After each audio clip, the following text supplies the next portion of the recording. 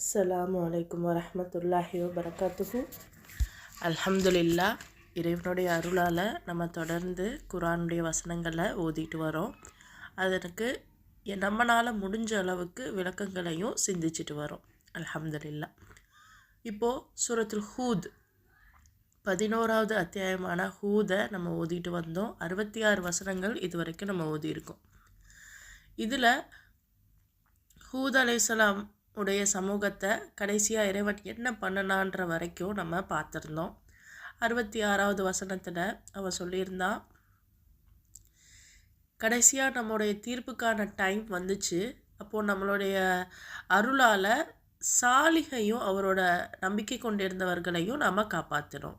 அப்போது நம்ம ஹூதுடைய இதுவுமே நம்ம முடிச்சிட்டோம். இப்போ சாலிஹ் அலைஹிஸ்ஸலாமுடைய வரலாறும் பார்த்தோம். இப்போ சாலிகையுமே அல்லாஹ்வுடைய அருளை கொண்டு காப்பாற்றியிருக்கான்.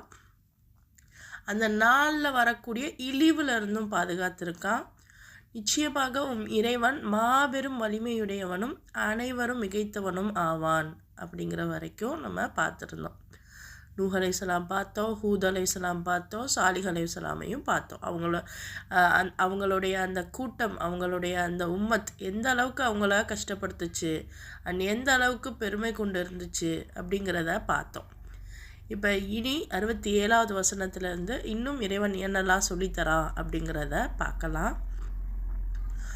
அவுது பில்லாஹி மினஷ் ஷைத்தானிர் ரஜீம். பிஸ்மில்லாஹிர் ரஹ்மானிர் ரஹீம். ரப்பி ஜித்னி இல்மா. وأخذ الذين ظلموا الصيحة فأصبحوا في ديارهم جاثمين. அக்கிரமம் செய்தவர்களை ஒரு பயங்கர ஓசை தாக்கியது. அவர்கள் தம் வீடுகளில் அப்படியே முகம் குப்பர வீழ்ந்து மடிந்து விட்டனர். அப்போது சாலிஹ் நபியுடைய சமூகம் ஒரு பயங்கரமான ஓசை தாக்கி, அது இடியாக இருக்கலாம் அல்லது வேறு எதுவாக வேணாலும் இருக்கலாம், அது அல்லாஹ்வே அறிவான். ஸோ இப்படி ஒரு ஓசை, ஒரு சவுண்டு மூலமாக அப்படியே வீடுகளில் அப்படியே முகம் குப்புற விழுந்திருக்காங்க. அப்போ அவங்களோட வீடுகள்லாம் இடிஞ்சு விழுந்திருக்கு. இறைவன் ஒவ்வொரு சமூகத்தையும் நான் அழிச்சேன் அப்படின்னு சொல்கிற மாதிரி இன்னைக்கு நம்ம எத்தனை ஊர்கள் எல்லா அழிவுகளையுமே சந்திக்குது, பார்த்துட்டு தானே வரோம். நிலநடுக்கமாகி முகம் குப்பர நம்ம மக்கள்லையே விழத்தான் செய்கிறாங்க. ஃப்ளட்டு மக்கள் மூழ்கடிக்கவும் படுறாங்க. இப்படி ஏகப்பட்ட விஷயங்கள் இன்றைக்கும் நடக்குது தான். அன்னைக்கு நடந்ததை இறைவன் சொல்லி காமிக்கிறான். அப்போ இன்றைக்கும் அது நடக்குதுன்னா அதே மாதிரியான செயல்கள் நம்ம செஞ்சிட்ருக்கோன்னு அர்த்தம். அப்போது அக்கிரமம் செய்தவர்களை அல்லாஹ் இந்த மாதிரி முகம் குப்புற வீழச் செஞ்சுருக்கான். ரைட். அடுத்த ஆயத்து பாருங்க.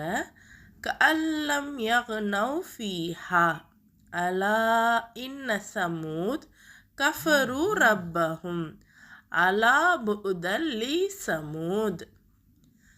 அங்கு அவர்கள் வாழவே இல்லை என்பது போல் தெரிந்து கொள்ளுங்கள். இப்போ பார்க்க அங்கே அவங்க வாழவே இல்லை போல, அங்கே ஒரு கூட்டமே இல்லை போல அப்படின்ற மாதிரி தான் இருக்குது. அப்போ சமூக இனத்தார் தம் இறைவனை நிராகரித்தார்கள். எதனால அவங்க அப்படி ஆனாங்க? அல்லாஹ்வை நிராகரிச்சிருக்காங்க. இன்னும் தெரிந்துக்கோங்க, இறை அருளில் இருந்து தூக்கி எறியப்பட்டவர்கள் சமூக இனத்தார். இந்த இடத்துல அல்லாஹ் ஒரு அழகான வார்த்தையை பயன்படுத்துகிறான் பாருங்க. இன்ன சமூத கஃபர். ஸோ கஃபர் அப்படிங்கிற வார்த்தை எங்கெல்லாம் வருதோ அந்த இடத்துல நிராகரிக்கிறாங்க அப்படிங்கிறத தாண்டி தங்களையே இறைவன் போல நினைத்து கொள்கிறாங்க.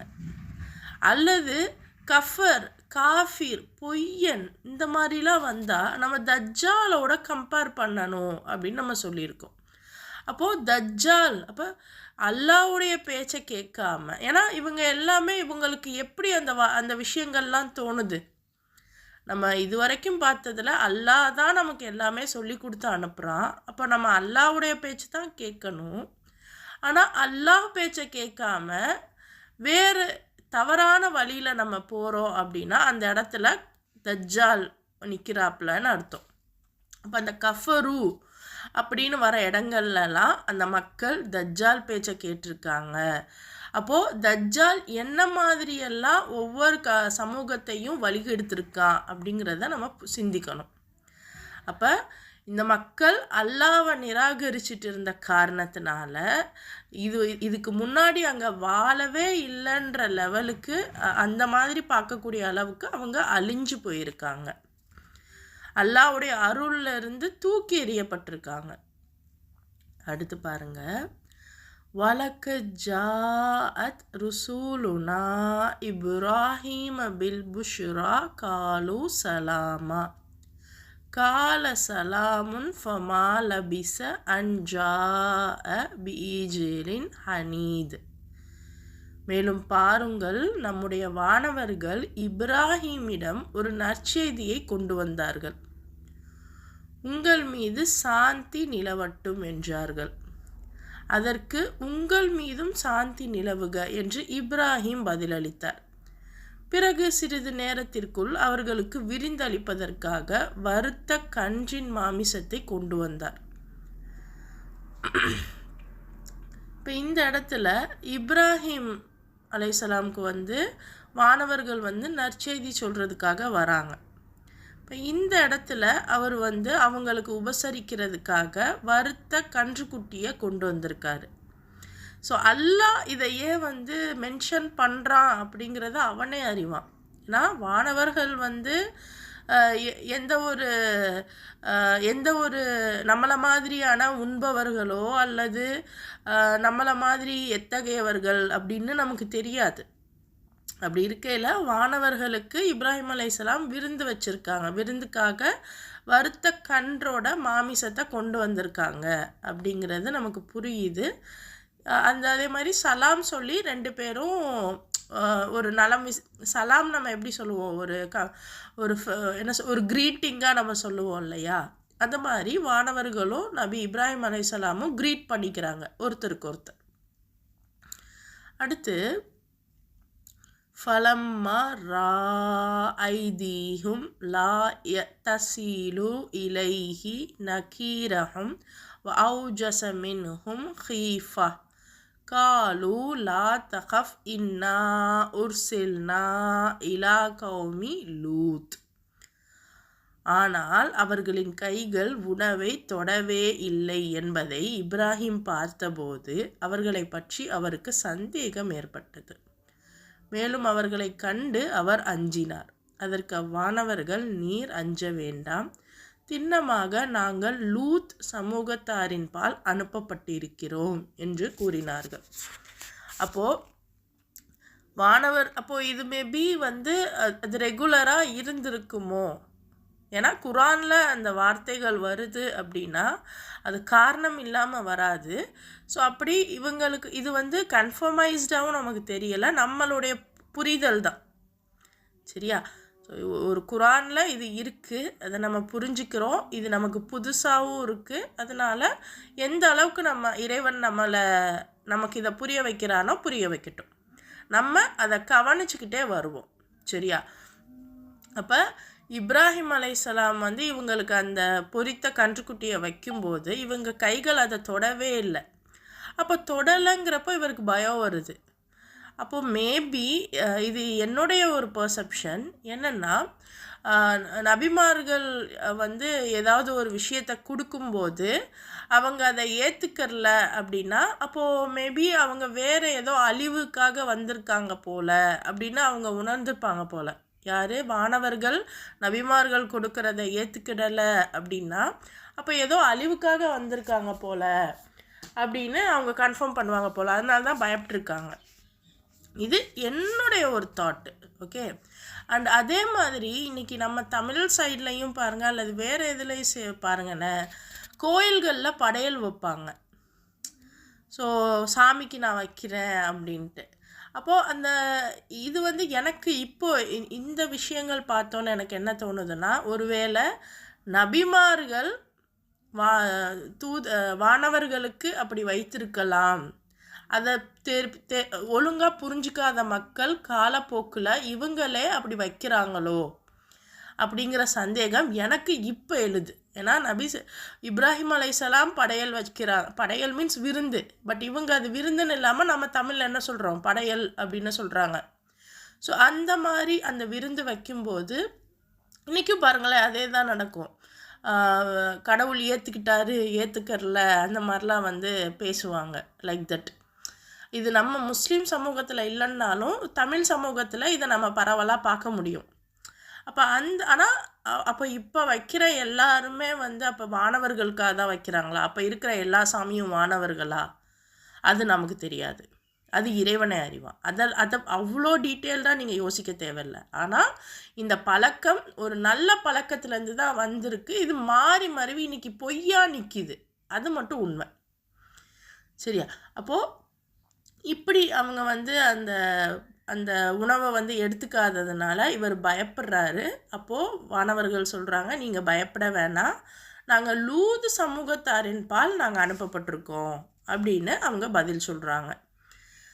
வம்ரஅத்துஹு காயிமத்துன் ஃபஸஹிகத் ஃபபஷர்னாஹா பி இஸ்ஹாக வ மின் வராஇ இஸ்ஹாக யாக்கூப்.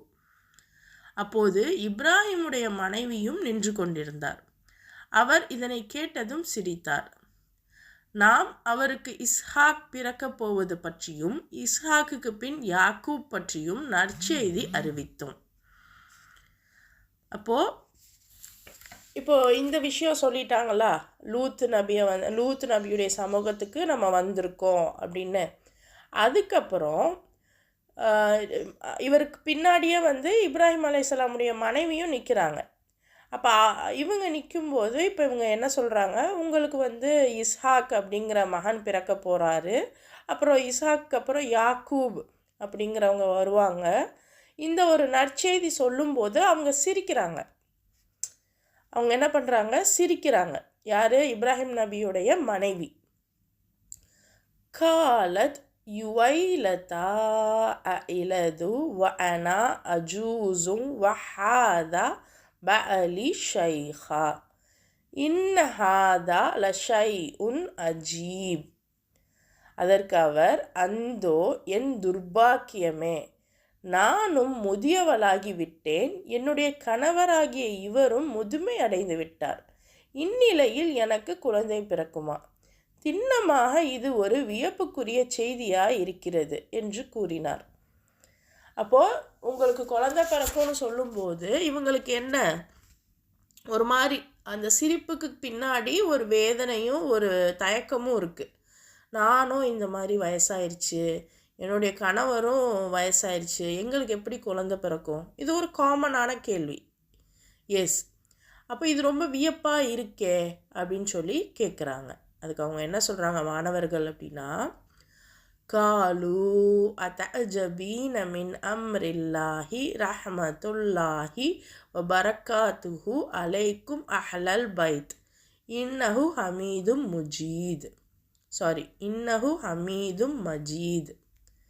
மாணவர்கள் சொல்கிறாங்க, அல்லாஹ்வின் கட்டளை குறித்து வியப்புறுகிறீரா? இந்த இடத்துல பாருங்கள், அம்ரு அப்படின்னு வருதா? எங்கெல்லாம் அம்ரு அப்படின்னு வருதோ அது எல்லாமே கட்டளை.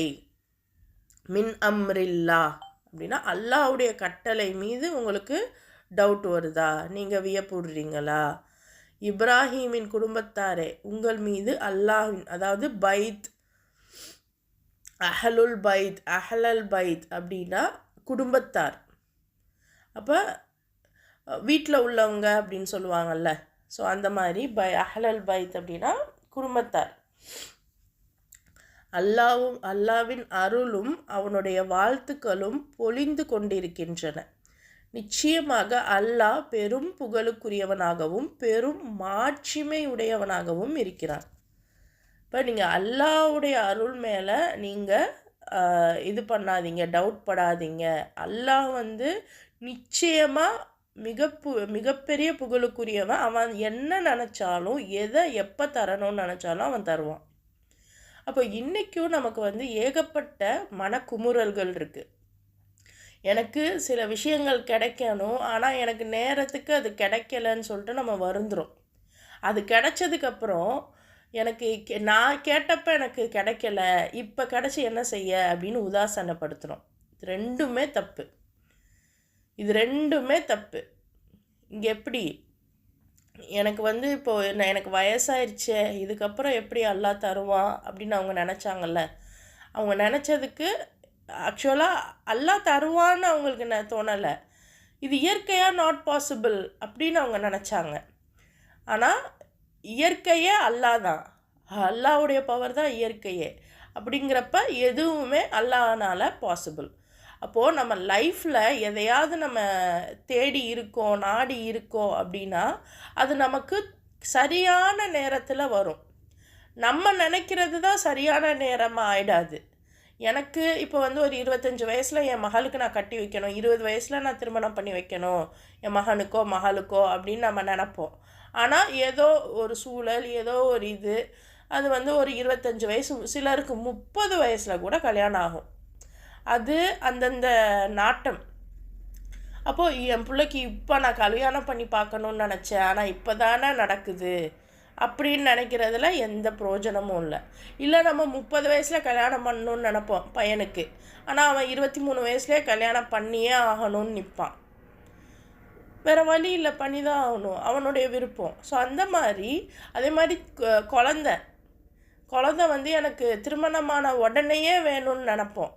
5 வருஷம் ஆகும், 10 வருஷம் கூட ஆகும்.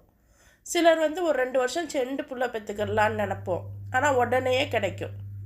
ஸோ இதெல்லாம் வந்து எப்போ எந்த டைம் அப்படிங்கிறத நீங்களோ நானோ முடிவு பண்ண முடியாது. எல்லாமே அந்த டைமோ சரி, அந்த பொருளோ சரி, அல்லாவே முடிவு பண்ணுவான் எப்போ யாருக்கு எப்படி தரணும்னு. ஸோ அவன் கொடுக்கும்போது நம்ம வாங்கிக்கிறனோ அதை அனுபவிக்கணும். அதை விட்டுட்டு நான் தேடும்போது இது கிடைக்கல, இனிமே கிடச்சி என்ன பிரயோஜனம் அப்படின்னு இன்ஸ்டாகிராமு யூடியூப்பில் பார்க்குற மாதிரி நம்ம லைஃப்பை நினச்சோன்னா வாழ்க்கை அழிஞ்சு போகும். இன்றைக்கி அதுதான் ஏகப்பட்ட தவறான வார்த்தைகள், தவறான விஷயங்கள் நம்மளுக்குள்ளே ஊடுருவிக்கிட்டு இருக்கு. வார்த்தைகள் மூலமாக கேஷுவலாக அதை நம்ம பார்த்து கடந்து போகும்போது நம்ம மைண்டும் நம்ம எண்ணங்களும் அதையே அப்படியே உள்வாங்கிக்குது. எவ்வளவு முறை கேட்ட அன்பும் வந்து அது என்ன ஏதோ ஒரு விஷயம் பார்த்தேன். நான் கேட்டப்போ கிடைக்காதது அதுக்கப்புறம் எப்போ கிடைச்சும் என்னால் அது ஏற்றுக்க முடியல. இந்த மாதிரியான கோட்ஸ் எல்லாம் நம்ம அடிக்கடி கடந்து வரோம். அல்லாஹ் எப்போ எதை தரானோ அப்போ அதை நன்றியோடு வாங்கி அனுபவிக்கணும்.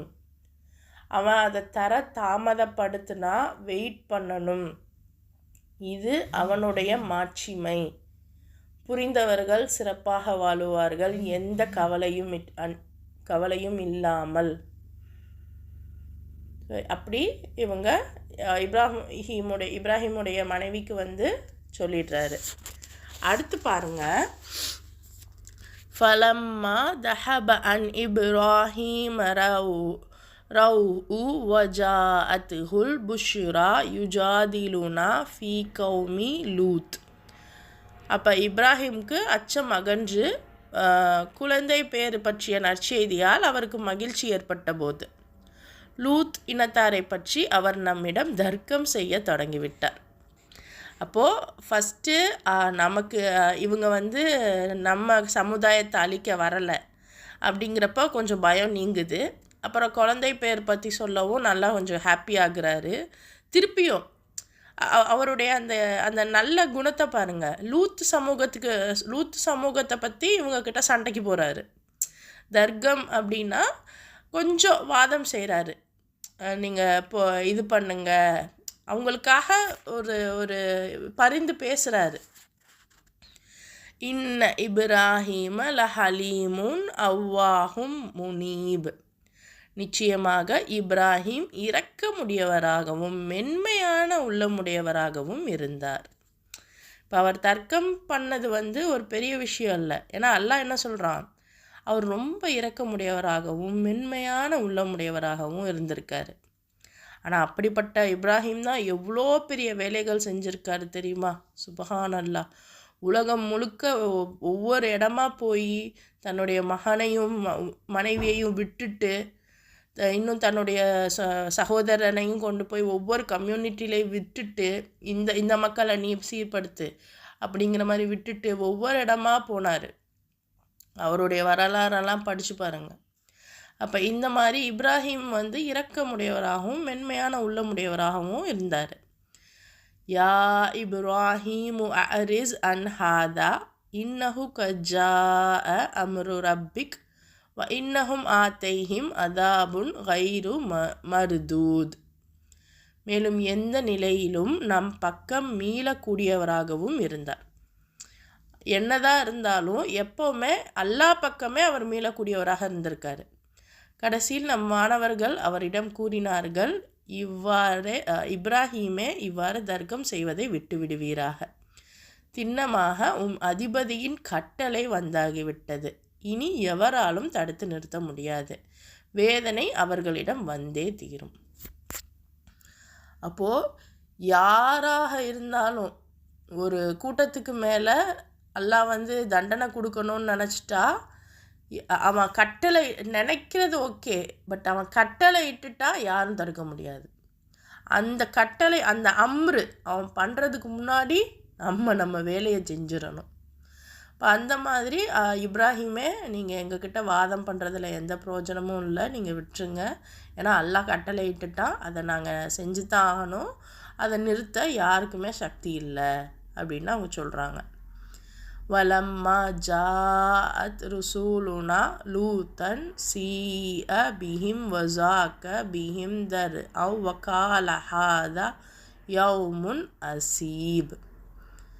மேலும் நம்முடைய மாணவர்கள் லூத்திடம் வந்தபோது அவர் பீதியடைந்தார், மேலும் மனவேதனைக்கு உள்ளானார், மேலும் கூறலானார், இது துன்பமானதொரு நாளாகும். அப்போ லூத்து நபிட்ட வானவர்கள் போய் நிற்கும்போது லூத்து பயப்படுறாரு. ரொம்ப அவருக்கு மனசு கஷ்டமாக இருக்குது. இது துன்பமான இன்னொரு நாள், இந்த நாள் எனக்கு ரொம்ப கஷ்டமாக இருக்குது அப்படின்னு சொல்கிறாரு. வஜாஅஹு கௌமஹு யுஹ்ரஊன இலைஹ் வமின் கப்லு கானு யஅமலூன ஸய்யிஆத் கால யா கௌமி ஹாஉலாஇ பனாதி ஹுன்ன அத்ஹரு லக்கும் ஃபத்தகுல்லாஹ வலா துஹ்ஸுனி ஃபி ஸைஃப் இலைஸ மின்கும் ரஜூலுர் ரஷீத். இந்த விருந்தாளிகளை கண்டதும் அவருடைய சமுதாயத்தினர் அவரது வீட்டை நோக்கி விரைந்து ஓடினார்கள். அவர்கள் முன்பே தீய செயல்களை செய்து கொண்டிருந்தார்கள். லூத் அவர்களிடம் கூறினார், என்னுடைய சமுதாயத்தினரே, இதோ என்னுடைய பெண் மக்கள் இருக்கின்றனர். அவர்கள் உங்களுக்கு மிகவும் தூய்மையானவர்கள். நீங்கள் அல்லாஹ்வுக்கு அஞ்சுங்கள். என் விருந்தாளிகள் விஷயத்தில் என்னை கேவலப்படுத்தாதீர்கள். நேர்மையான சிந்தனை கொண்டவர் உங்களில் யாரும் இல்லையா? இப்போ லூத்துடைய சமூகத்தை பற்றி நமக்கு தெரியணும் அப்படின்னா இவங்களில் இருக்கக்கூடிய ஆண்கள் நம்ம யூஸ்வலாக இன்றைக்கி எல்ஜிபிடிக்யூ அப்படிங்கிற அந்த அஜெண்டா நமக்கு எல்லாருக்குமே தெரிஞ்சிருச்சு. ஆனால் ஒரு 10 வருஷத்துக்கு முன்னாடிலாம் நம்மலாம் சின்ன வயசில் இருக்கும்போதெல்லாம் பெண்ணும் திருமணம் பண்ணிக்கிடுவாங்களா, ஆணும் ஆணுக்கும் விருப்பம் வருமா, அதெல்லாம் அதெல்லாம் சும்மா சொல்கிறாங்க, அப்படிலாம் இருக்காது. இந்த மாதிரி எல்லாருக்குமே அதெல்லாம் இல்லாத ஒரு விஷயம், கற்பனை அப்படின்னு நம்ம நினச்சிக்கிட்டு இருந்தோம். ஆனால் இன்றைக்கி அது ரொம்ப காமன் ஆயிடுச்சு. இறைவன் பாதுகாப்பானாக. இதனுடைய ஆரம்பம் லூத் அலைஹிஸ்ஸலாம் அவங்களோட இதில் இருந்துச்சு. ஸோ அந்த மக்கள் ஓரின சேர்க்கையாளர்களாக இருந்தாங்க. அவங்களுடைய ஆண்கள் மீது விருப்பம் கொண்டவர்களாக இருந்தாங்க. அப்போ அந்த டைம் இவங்க விருந்தாளிகள் மாதிரி வரும்போது வானவர்கள் மனித ரூபத்தில் வராங்க போல், அதுவும் ஆண்கள் மாதிரி வராங்க போல் அவங்க வீட்டுக்கு. அப்போ புதுசாக ஆட்கள் வந்திருக்காங்க, அதுவும் ஆண்கள் வந்திருக்காங்க அப்படின்னு மேபி அழகாக இருந்திருக்கலாம், புதுசாக இருந்திருக்கலாம், வசீகரமாக இருந்திருக்கலாம். ஸோ அதனால மேபி இவங்க ரொம்ப ஆர்வத்தோடு அவங்க வீட்டுக்கு போய் நின்றுருப்பாங்க. யார்? அந்த மக்கள். அப்போ லூத் சொல்கிறாரு, இப்படிலாம் பண்ணாதீங்க. வேணும்னா என்னுடைய மகள்கள் இருக்காங்க, அப்போ மேபி எல்லா என்ன சொல்கிறது, இந்த இடத்துல நம்ம புரிஞ்சுக்க வேண்டியது என்னென்னா, ஒரு ஒரு நபி வந்து மற்ற சமுதாய மக்கள்கிட்ட போயிட்டு என்னுடைய மகள்களை நீங்கள் எடுத்துக்கங்க அப்படின்னு அசிங்கமாலாம் பேச மாட்டாங்க. ஆனால் சமுதாய தலைவராக ஒருத்தர் இருக்கார், அப்போ அவர்கிட்ட தானே பேசுவாங்க. அதாவது ஒரு ஒட்டுமொத்த கூட்டத்துக்கும் தலைவனாக ஒருத்தர் இருப்பான், அவன் தான் எக்ஸிக்யூட்டிவ் பொறுப்பில் நின்று பேசுவான். இப்போ அந்த மாதிரி அந்த தலைவன்கிட்ட லூத் நபி வந்து சொல்லியிருப்பாங்க, இந்த மாதிரி என்னுடைய பொண்ணுங்க இருக்காங்க, அவங்கள வேணால் நீங்கள் திருமணம் பண்ணிக்கோங்க, அவங்க ரொம்ப தூய்மையானவங்க, அதை விட்டுட்டு நீங்கள் என்னுடைய விருந்தாளிக்கு முன்னாடி என்னை கேவலப்படுத்திடாதீங்க அப்படின்னு அவர் சொல்கிறாரு. இப்போ இந்த இடத்துலையும் அந்த மக்களை விட தலைவர்கள் தான் இஷ்யூ. எல்லா இடத்துலையும் மக்கள் முட்டாள்களாக தான் இருக்காங்க, அதனால தான் அழிஞ்சு போகிறாங்க. ஆனால் தலைவர்கள் முட்டாள்கள் இல்லை, தலைவர்கள் சுயநலவாதிகள். அப்போ நம்ம சுயநலவாதியாக இருந்தாலும் அழிஞ்சு போவோம், முட்டாள்களாக இருந்தாலும் அழிஞ்சு போவோம். அப்போ சுயநலமும் இருக்கக்கூடாது, நான் முட்டாளாகவும் இருக்கக்கூடாது. அப்படின்னா நான் சிறந்த கல்வியை கையில் எடுக்கணும், உண்மையான ஒழுக்கமான கல்வியை நான் கையில் எடுக்கணும். அப்போ மட்டும்தான் நான் தப்பிப்பேன். அப்போ அந்த ஒழுக்கமான உண்மையான கல்வி எங்கே இருக்குன்னா குரானில் தான் இருக்குது. அப்போ நம்ம அதுக்காக தான் குரானோட இந்த பயணமை நம்ம மேற்கொள்கிறோம். அப்போ என்னை வந்து நீங்கள் கேவலப்படுத்திடாதீங்க, உங்களில் யாருமே நேர்மையான சிந்தனையுடையவங்க இல்லையா அப்படின்னு சொல்லி கேட்குறாங்க. இப்போ இந்த இடத்துல வந்து அந்த தலைவர்கள்ட்ட தான் அவங்க கேட்டிருக்காங்க. சரியா, நம்ம வந்து இப்போ வந்து அரபியில் பார்த்தாலுமே நமக்கு அரபி புரிகிறதில்ல. ஸோ தமிழ் டிரான்ஸ்லேஷனை தான் நம்ம பார்க்குறோம். அதனால நம்ம கொஞ்சம் பகுத்தறிவோடு பார்க்க வேண்டியது இருக்குது. சரியா, அடுத்து பாருங்கள். காலு லக்கத் அலிம்த மாலனா ஃபி பனாதிக மின் ஹக் வ இன்னக லதஅலமு மா நுரீத். அதற்கு அவர்கள், உம்முடைய பெண்மக்கள் எங்களுக்கு தேவையில்லை என்பதை நீர் நன்கு அறிவீர், மேலும் நாங்கள் எதை விரும்புகிறோம் என்பதையும் திண்ணமாக நீர் அறிவீர் என்று பதிலளித்தார்கள். அப்போ லூத் அலைஹிஸ்ஸலாம் இவ்வளோ இதாக சொல்கிறாரு. ஆனால் அவங்க என்ன சொல்கிறாங்க, உங்கள் பெண்மக்கள்லாம் எங்களுக்கு தேவையில்ல, எங்களுக்கு யார் தேவைன்னு உங்களுக்கு நல்லா தெரியும் அப்படின்னு அவங்க சொல்கிறாங்க. கால லவ் அன்னலி பிகும் குவத்தன் அவ் ஆவி இலா ருக்குனின் ஷதீத். லூத் அதுக்கு சொல்கிறாரு, அந்தோ. இந்த அந்தோ அப்படின்னா முடிஞ்சு, ரொம்ப கவலையாக சொல்லுவாங்க. தமிழில் பொறுத்த வரைக்கும் அந்தோ அப்படின்னா ரொம்ப கவலையாக சொல்லுவாங்க. முடிஞ்சு, இனி ஒன்றுமே இல்லை அப்படின்னு சொல்லுவாங்கள்ல, அந்த மாதிரி. உங்களை திருத்துற அளவுக்கு என்கிட்ட வலிமை இல்லை, வலிமை இருந்திருக்கக்கூடாதா அப்படின்னு அவர் கேட்குறாரு. சரி, உங்களை திருத்துற அளவுக்கு எனக்கு வலிமை இருந்திருக்கக்கூடாதா, அல்லது நான் புகலிடம் பெறும் அளவுக்கு ஒரு வலிமை மிக்க துணை எனக்கு இருந்திருக்கக்கூடாதா அப்படின்னு சொல்கிறார். என்னால் முடியல, உங்களை திருத்துற அளவுக்கு எனக்கு வலிமை இல்லையே, இன்னும் எனக்கு வந்து ஒரு சேஃபான பிளேஸு கூட இல்லையே அப்படின்னு சொல்லிட்டு இவர் வந்து ரொம்ப வருத்தமாக சொல்கிறாரு. காலு யாலூத்து இன்னா ருசூலு ரப்பிக லை யசிலு இலைக்க ஃபஅஸ்ரி பி அஹலிக பிகித் மினல் லைலி வலா யல்தஃபித் மின்கும் அஹதுன் இல்லம் ரஅத்தக் இன்னஹு முசீபுஹா மா அசாபஹும் இன்ன மௌஇதஹுமுஸ் சுபுஹ் அலைஸ சுபுஹு பிகரீப். அப்போது வானவர்கள் அவரிடம் கூறினார்கள், லூத்தே, திண்ணமாக நாங்கள் இறைவனால் அனுப்பப்பட்ட வானவர்கள் ஆவோம். அப்போ தான் அவங்களுக்கு வந்து சொல்கிறாங்க, நாங்கள் தான் இறைவன்கிட்டேருந்து அனுப்பப்பட்ட வானவர்கள். சரி, அப்போ இவர்கள் உமக்கு எவ்வித தீங்கும் அளித்திட முடியாது. எனவே இரவின் ஒரு பகுதி இருக்கும்போது நீர் உம்முடைய குடும்பத்தை அழைத்து கொண்டு சென்றுவிடும். உங்களில் எவரும் பின்னால் திரும்பி பார்க்க வேண்டாம். ஆனால் உம்முடைய மனைவியை உம்முடன் அழைத்து செல்ல வேண்டாம். ஏனெனில் எந்த வேதனை இம்மக்களை பிடிக்கிறதோ அந்த வேதனை திண்ணமாக அவளையும் பிடிக்கப் போகிறது. அவர்களை அழிப்பதற்காக நிர்ணயிக்கப்பட்ட நேரம் அதிகாலை. அதிகாலை வருவதற்கு வெகு நேரமாக இருக்கிறது. அப்போது இந்த இடத்துல பாருங்கள், லூத் நபியுடைய மனைவியவே விட்டுட்டு போக சொல்கிறாங்க. இப்போ இவர் ரொம்ப வேதனையோடு தானே சொல்கிறாரு, எனக்கு ஒரு புகலிடம் இல்லையே, நான் என்ன பண்ணுறது. அப்போ இவங்க சொல்கிறாங்க, நாங்கள் அல்லாஹ்கிட்டேருந்து வந்த வானவர்கள் தான். அப்போ நாங்கள் உங்களுக்கு கைட், அதாவது நாங்கள் சொல்கிற மாதிரி நீங்கள் செய்யுங்க. இரவோட கடைசி பகுதியில் நீங்கள் உங்கள் பசங்களோட உங்கள் பெண்களோட நீங்கள் போயிடுங்க. உங்கள் மனைவியை விட்டுட்டு போயிடுங்க. ஏன்னா அவளும் இந்த மக்களோட அழிய வேண்டியவ தான். எஸ், ஏன்னா அவங்களும் இந்த மக்களுக்கு தான் சப்போர்ட் பண்ணுவாங்க. நம்ம லைஃப்லையுமே நம்மளுடைய கணவராக இருக்கட்டும், மனைவியாக இருக்கட்டும், அல்லது நம்மளுடைய மற்ற உறவுகளாக இருக்கட்டும், இறைவனுக்கு மாறு செஞ்சுக்கிட்டு இருப்பாங்க. அப்போ அதுக்காக நம்ம எவ்வளோதான் திருத்த நினச்சாலும் முடியாது. அப்படிங்கிற பட்சத்தில் விட்டுறதான் வேணும். ஸோ இன்றைக்கி ஏகப்பட்ட விஷயங்கள் நம்ம பார்க்குறோம். சின்ன சின்ன விஷயத்துலேருந்து அந்த உடை விஷயங்களாக இருக்கட்டும், ஆணாக இருக்கட்டும் பெண்ணாக இருக்கட்டும், 2 பேருமே தான். மனைவி எந்த ஒரு ஃபோட்டோஸும் அப்லோட் பண்ணக்கூடாது. ஆனால் கணவன் நல்லா வகை வகையாக தன்னை அப்லோட் பண்ணிப்பான். அப்படின்னா அது எந்த வகையில் நியாயம்? மனைவி எப்படி கணவனுக்கு ஆடையோ, கணவனும் அதே மாதிரி மனைவிக்கு ஆடை தானே. அப்போ உங்களுடைய அலங்காரங்களை நீங்கள் அதிகப்படியாக வெளியே காட்டக்கூடாது தானே.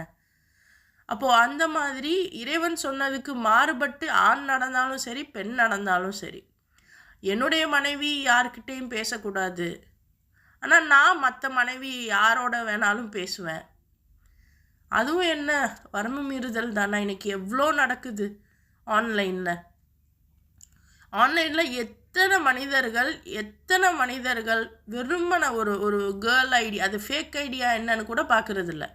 Hi, hello, how are you, அஸ்ஸலாம், அதை விட ரொம்ப கொடுமை சலாம். சின்ன பசங்க தான் அப்படி இருக்காங்கன்னா, கல்யாணம் ஆனவங்களும் அப்படி தான். அப்போ இப்படி இருந்தால் ஆக்சுவலாக பெண்கள் வழி தவறி போகிறாங்கங்கிறது உண்மைதான். ஆனால் யார் வழி எடுக்கிறான்னு பார்த்தீங்கன்னா ஆண்கள் தான். ஆண்கள் வழி தவறி போகிறாங்கங்கிறது உண்மைதான். யார் வழி கெடுப்பான்னு பார்த்தா பெண்கள். அப்போ ஒருத்தருக்கு ஒருத்தர் மியூச்சுவலாக நிறைய விஷயங்கள் இருக்குது. அப்போ ஒருத்தருக்கு ஒருத்தர் நம்ம தான் அனுசரித்து போகணும் இறைவன் சொன்ன வழியில். அதை விட்டுட்டு என் புருஷனை விட, இறைவன் சொன்ன விஷயத்தை விட இந்த மக்கள் தான், இந்த சொசைட்டி தான் எனக்கு பெருசு, இன்றைக்கி நம்ம அவங்க என்ன சொல்லுவாங்க, இவங்க என்ன சொல்லுவாங்கன்னு வாழ்கிறோம்ல.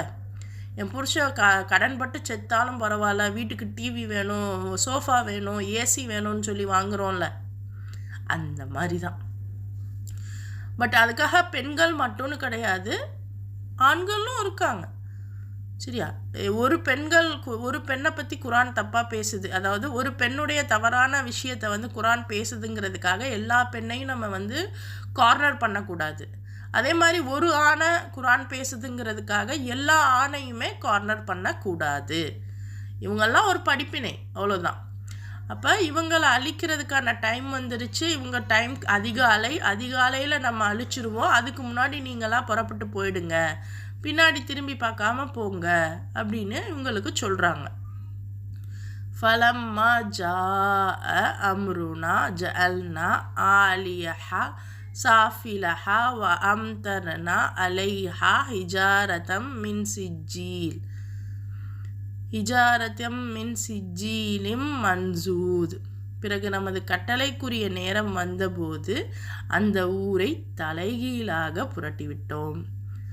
மேலும் அதன் மீது சுட்ட களிமண் கற்களை தொடர்ந்து பொழியச் செய்தோம். எல்லா ஊரையும் அல்லாஹ் திருப்பி தான் போடுறான், தலைகீழாக திருப்பி போடுறான். சுட்ட களிமண் கற்களை, யூஸ்வலாக அந்த களிமண் கற்கள், அதுவும் சுட்ட களிமண் கற்கள் அப்படின்னா கொஞ்சம் சிந்திச்சு பாருங்க.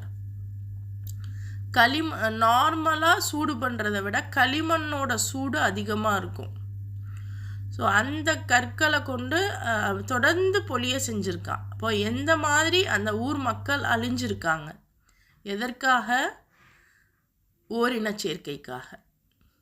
அந்த ஓரின சேர்க்கையினால் என்னென்ன அவங்க பண்ணியிருப்பாங்க. அப்போது இதெல்லாம் நம்ம சிந்திக்கணும். சரியா? இப்போ இந்த மாதிரியான ஒரு தவறுக்கு என்ன பிரச்சனை அங்கே நடந்திருக்கு? முசவ்வமதன் இந்த ரப்பிக் வமாஹிய மினஸாலிமீன பிபஈத். அக்கற்கள் ஒவ்வொன்றும் இறைவனால் அடையாளமிடப்பட்டிருந்தது, மேலும் அக்கிரமக்காரர்களுக்கு இது போன்ற தண்டனை தொலைவில் இல்லை. அப்போது இன்னைக்கு அந்த அக்கிரமக்காரர்கள் யார்? எல்ஜிபிடிக்யூ அஜெண்டா பேசிட்டு யாரெல்லாம் சுற்றிக்கிட்டு இருக்காங்களோ எல்லாரும் தான். அந்த கற்கள் ஒவ்வொன்றுலையுமே இறைவனுடைய அடையாளம் இட்டிருந்துச்சு. அப்போது இவங்களை ஏன் அக்கிரமக்காரர்கள்னு சொல்கிறான்? ஒவ்வொரு எல்ஜிபிடிக்யூ அஜெண்டாக்கு பின்னாடியும் ஒவ்வொரு சுயநலமும் ஒவ்வொரு முட்டாள்தனமும் ஒளிஞ்சிருக்கு. இதான் விஷயம். எல்லா தவறுகளுக்கு பின்னாடியுமே ஒரு தலைவனுடைய சுயநலமும் ஒரு அந்த சமூகத்துடைய முட்டாள்தனமும் தான் இருக்குது.